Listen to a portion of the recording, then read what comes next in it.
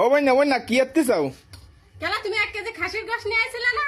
তাই রান্না করেছি, তাই এই বাটিতে উঠেছে আমার শ্বশুর শাশুড়ি দেবো তাই। হ্যাঁ শ্বশুর শাশুড়ি দেবো, আমার আলাদা দেশে তাকে তুমি গোশ গুছাচ্ছ ওই কথা বাড়িতে। তা কি আছে তোমার আলাদা রেখেছে, তাই তো তাকে গোশ দেওয়া যাবে না? তো 1 কেজি গোশ হতে দিবা কি আর আমি খাবো কি? 1 পা গোশ হলে তাকে দিয়ে খাইতে হবে।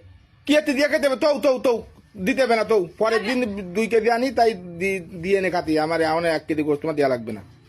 শ্বশুর শাশুড়ি যদি গোশ না দাও তা আমি কিন্তু খাবো না।